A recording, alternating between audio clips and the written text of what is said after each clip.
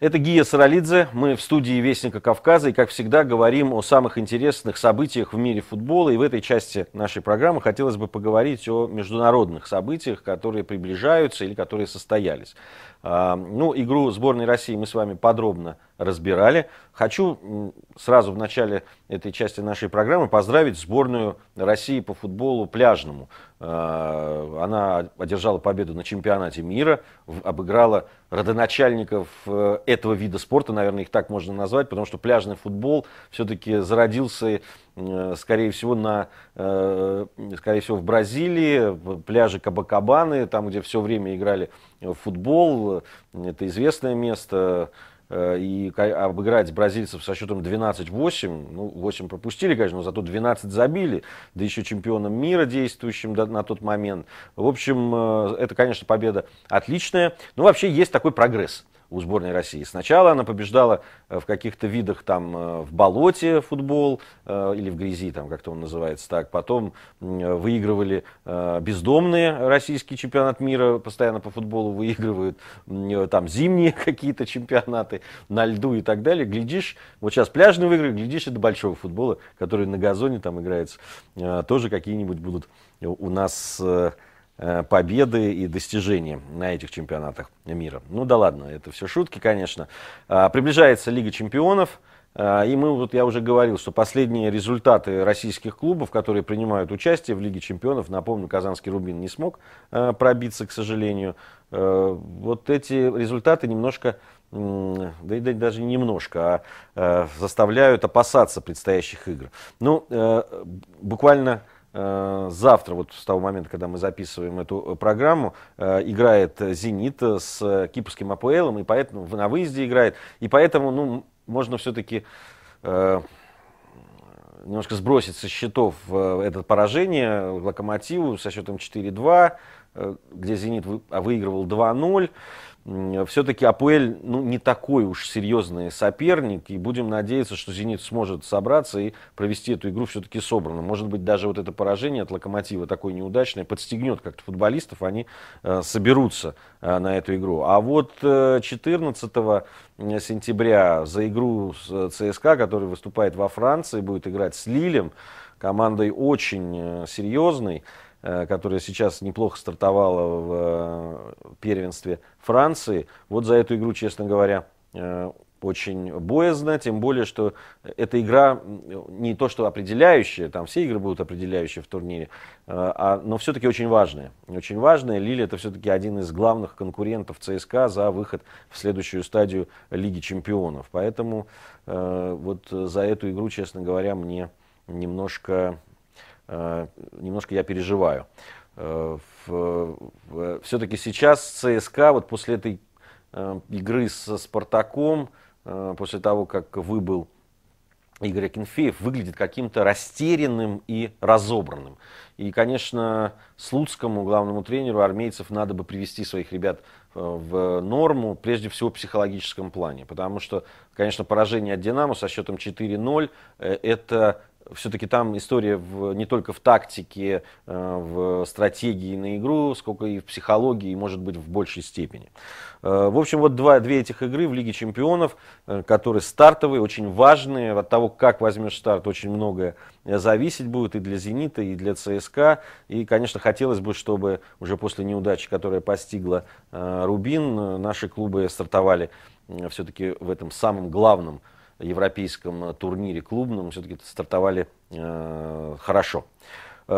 Помимо вот этих международных новостей, о которых я уже рассказал, хотелось бы также сказать о матчах, которые прошли в чемпионате Англии. Я просто обратил бы ваше внимание, что поменялись, во всяком случае, в начале чемпионата английского поменялись главные фавориты. Все-таки там всегда была такая великолепные там 5-6 команд, которые претендовали на самые высокие места. Среди них были, естественно, лондонские клубы, Арсенал, Челси, был Ливерпуль всегда среди тех, кто боролся за чемпионство, за первые места в турнирной таблице. Были, конечно, Манчестер Юнайтед. Но вот сейчас два клуба из Манчестера выглядят просто в начале чемпионата, вот первые 4 тура прошли просто очень сильно, очень сильно.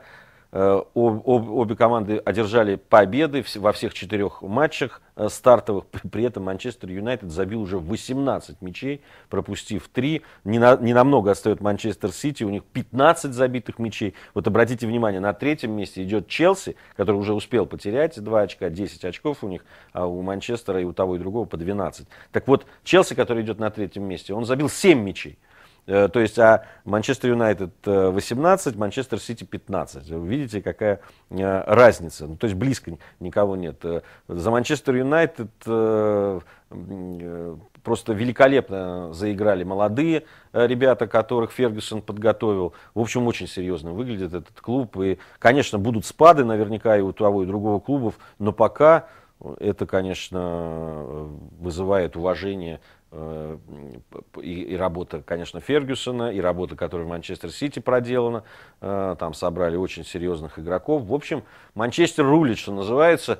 Лондону придется подтягиваться. Ну а уж Ливерпуль, который всегда был, он находится рядом с Манчестером на севере Англии, и всегда было противостояние Манчестера и Ливерпуля просто как городов серьезное, как Питера и Москвы, например, да, примерно так же. Сейчас, конечно, Ливерпулю приходится очень несладко, и этот старт тоже не очень удался. 7 очков сейчас у Ливерпуля, на 5-м месте пока этот клуб, хотя, может быть, что-то еще и изменится. Ну вот это что касается английского чемпионата, новости из которого всегда интересны, потому что это самый сильный европейский чемпионат, за которым мы следим, потому что там еще играют и игроки из сборной России, всегда привлекает внимание. И вот в завершении уже нашей этой части программы по поводу Веллитона и его дисквалификации выскажу свою точку зрения, что я думаю по этому поводу. Напомню, что Веллитон за фол против Акинфеева получил 6-матчевую дисквалификацию. Я присоединяюсь к довольно стройному и многочисленному хору специалистов и людей, которые все более-менее разбираются в футболе, что дисквалификация это имеет политический подтекст абсолютно. Все-таки не наиграл Веллитон, даже учитывая то, что он все-таки действительно не первый раз совершает такие поступки и такие нарушения против вратарей, голкиперов, но все-таки 6 матчей это многовато. Многовато, тем более, что последний, там нарушение правил, на мой взгляд, было, но оно было не жестокое, и, конечно же, Веллитон не имел в виду того, чтобы там действительно нанести травму. Собственно, он нанес, он просто толкнул Акинфеева, который неудачно приземлился на ногу, которая уже была травмирована у него один раз. Ну, может, на желтую карточку он и наиграл, просто потому что по совокупности, так сказать. И, может быть, и дисквалификацию там 1-2 матчей, но 6 матчей.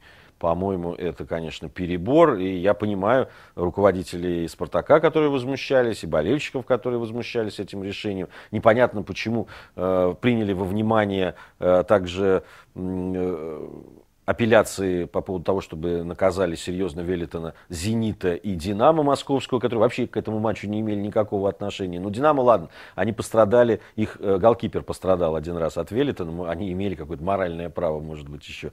Но, с другой стороны, это клубы, которые борются со Спартаком за первые строчки в турнирной таблице, таким образом устраняя одного из своих конкурентов. На мой взгляд, это не совсем этично.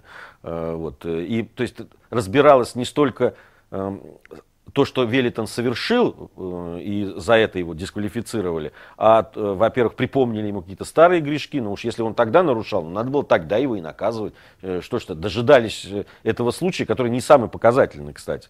Вот. И потом 6-матчевая дисквалификация, ну, я, честно говоря, не помню такую в истории в российской, за что еще давали такие длительные дисквалификации. Ну, я в растерянности, честно говоря, и абсолютно не поддерживаю это решение. Мне кажется, что в данном случае Веллитона наказали не по заслугам, что называется. Не наиграл он, не нарушал, что называется, на такое количество матчей дисквалификации.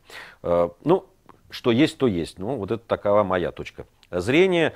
Я напомню, что с вами был Гия Саралидзе в студии Вестника Кавказа. Мы встречаемся каждую неделю и говорим о самых главных событиях в мире футбола. Я надеюсь, что скоро наша программа расширит количество участников, будут появляться у нас эксперты, уважаемые люди в мире футбола, которые будут уже, может быть, где-то соглашаться со мной, а где-то дискутировать, или я буду с ними соглашаться и дискутировать по поводу главных событий, которые происходят в отечественном футболе и, конечно же, в международном. Спасибо и смотрите «Вестник Кавказа».